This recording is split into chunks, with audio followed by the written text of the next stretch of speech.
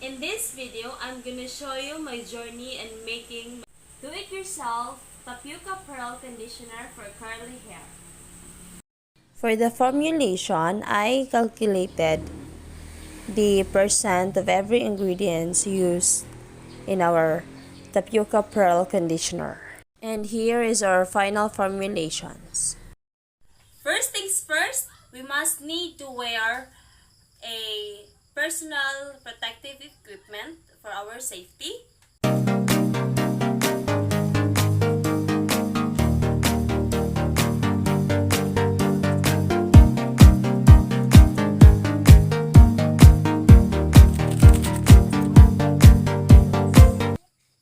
We are going to make a homemade Tapioca Pearl hair conditioner, and these are the ingredients.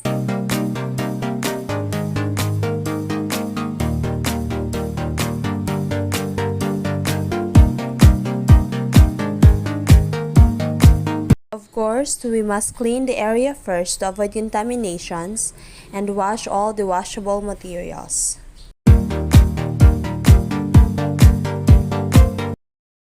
Measure all the ingredients needed so that it will be ready while the procedure is ongoing. And now we are weighing Tapioca Pearl.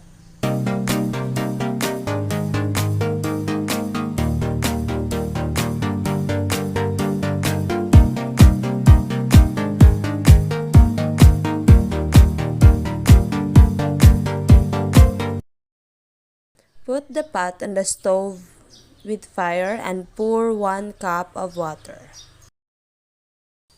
Put 1/2 cup of Tapioca Pearl or 250 grams and let it simmer. The starch of Tapioca Pearl helps rejuvenate dry hair and deeply moisturizes. Keep stirring it occasionally until it becomes thick in consistency.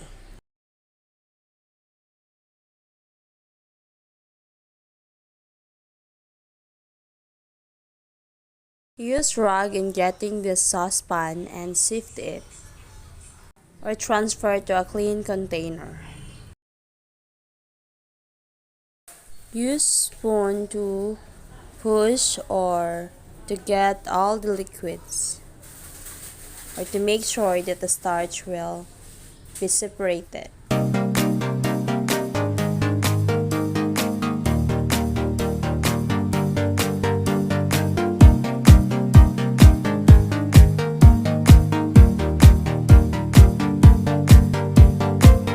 Set aside and let it cool.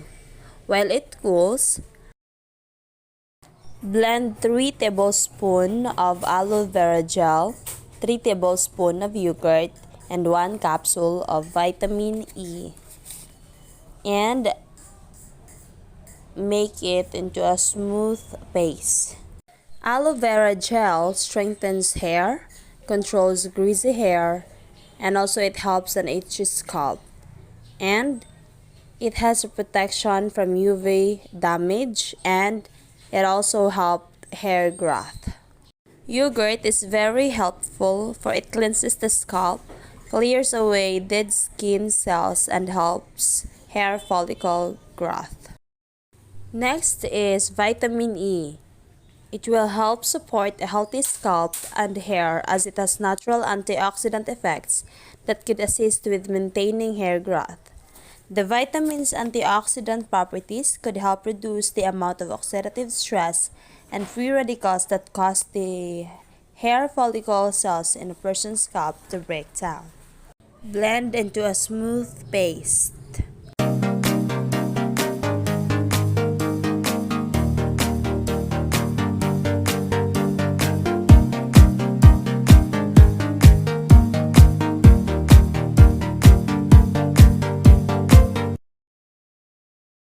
Then, add it to the cool tapioca starch and mix it.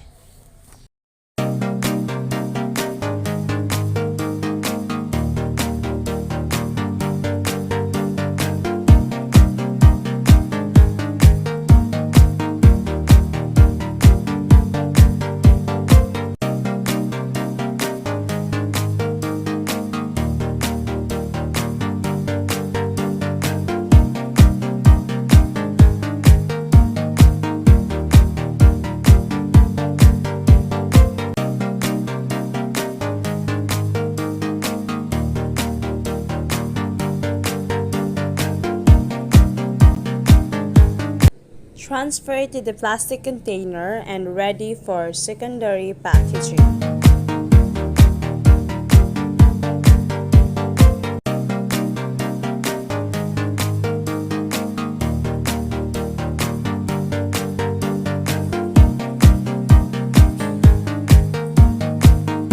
The making of Tapioca Pearl Conditioner packaging.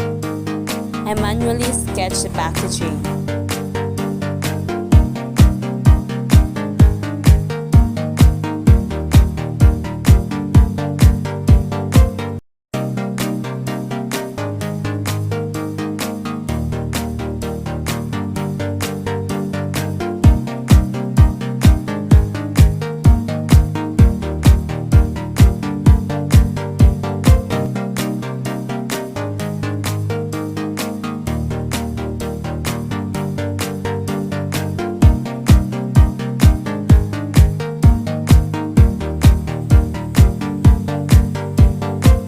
And now, here is our finished product. Our Tapioca Pearl Conditioner for curly hair with packaging.